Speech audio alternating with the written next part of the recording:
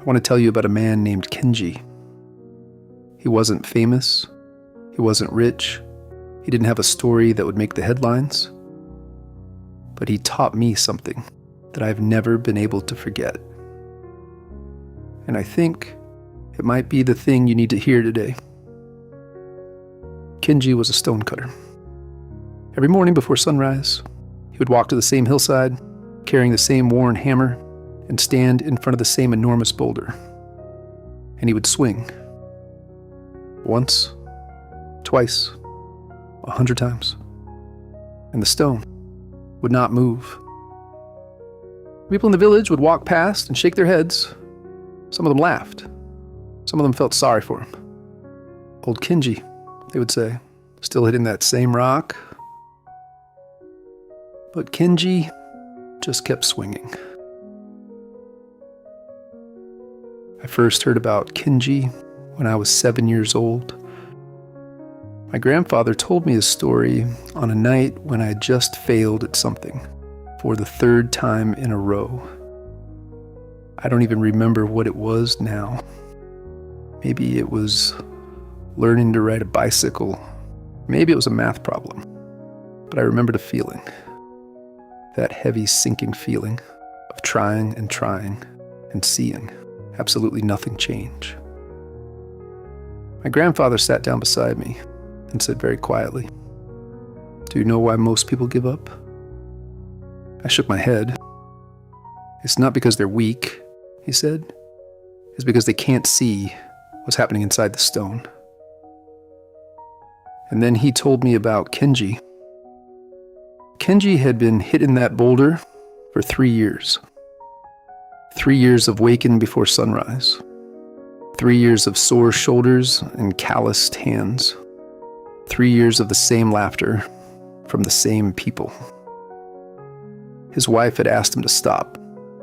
"There are easier stones," she said. "Smaller ones. Why this one?" Kenji thought about it for a long time before he answered. "Because everyone told me it couldn't be done." Now I want to stop here for a moment and ask you something. Is there something in your life right now that feels exactly like that boulder? Something you've been working at that hasn't moved yet? A goal, a relationship, a dream, a habit you're trying to build? Something that, no matter how many times you swing, still looks exactly the same as the day you started. If that's you, stay with me. Here's what nobody standing on that road could see. Inside that boulder, deep inside the stone where no light reached, something was happening. Every single strike of Kenji's hammer sent a tiny fracture through the rock. Invisible to the eye, impossible to measure. But real.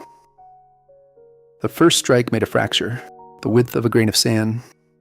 The 100th strike deepened it by just a little more. The 1000th strike pushed it further still. And on the outside, nothing.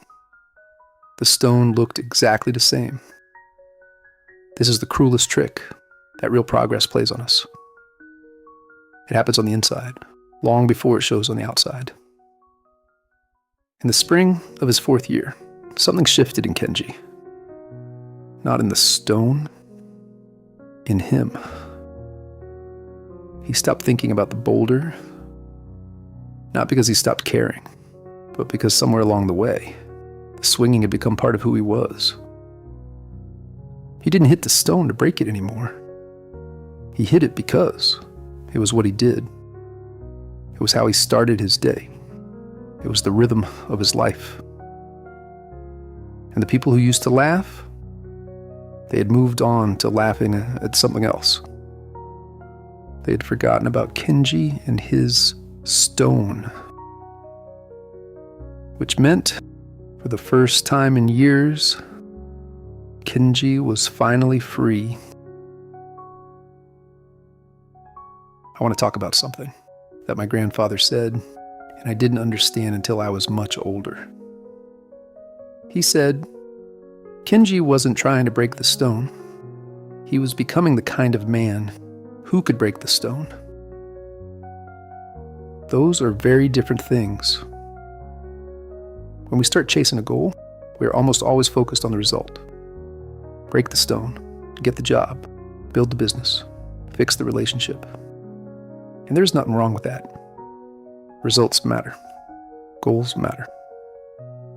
But what we miss, what almost everyone misses, is that the pursuit of the goal is also building something inside us.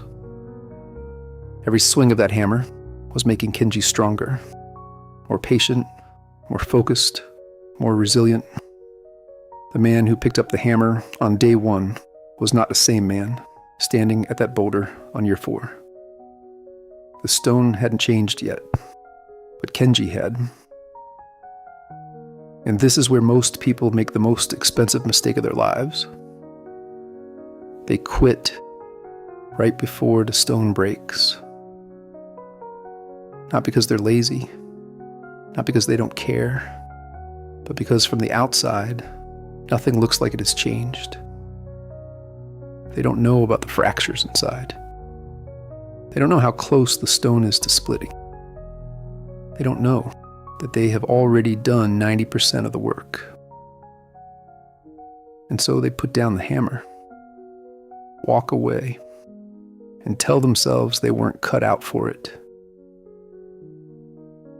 On a Tuesday morning in October, 4 years and 3 months after he first raised his hammer, Kenji walked to the boulder like any other day.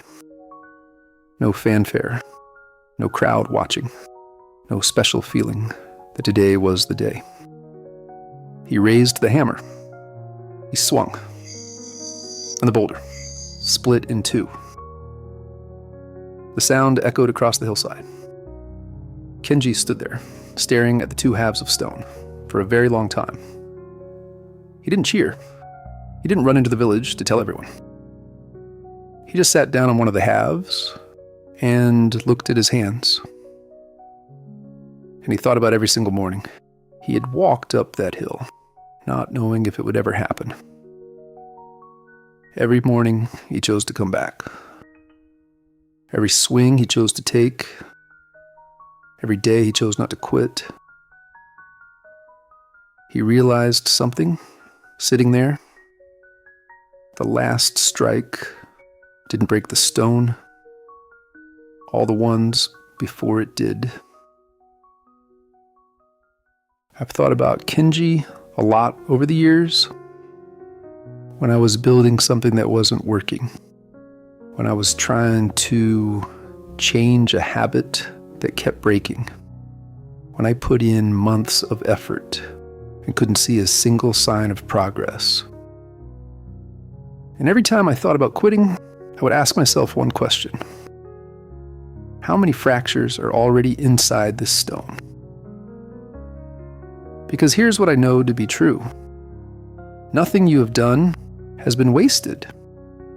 Every attempt that failed left a fracture. Every morning you showed up tired left a fracture.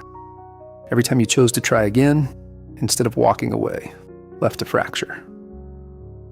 The stone is not the same as it was when you first walked up to it, even if it looks exactly the same. There's a version of you that's one swing away, one more attempt, one more morning of showing up, one more decision not to quit. And you don't know which swing it will be. That's the hard part. That's always the hard part. You don't get to know in advance which strike will be the last one. So the only thing you can do is keep swinging.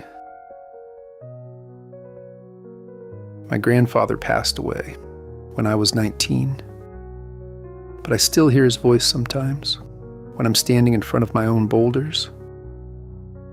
You can't see what's happening inside the stone. Maybe that's the most important thing anyone ever told me, because it changed the way I see effort. It changed the way I see failure. It changed the way I see the gap between where I am and where I want to be. That gap is not empty. It's full of fractures. Invisible ones, ones that you made, ones that are doing their work even when you can't see it. So if you're tired today, if you're wondering if any of this is worth it, if you're one more disappointment away from putting down the hammer, I want you to remember Kenji. Remember that he couldn't see the fractures either. Remember that the people watching him couldn't see them either.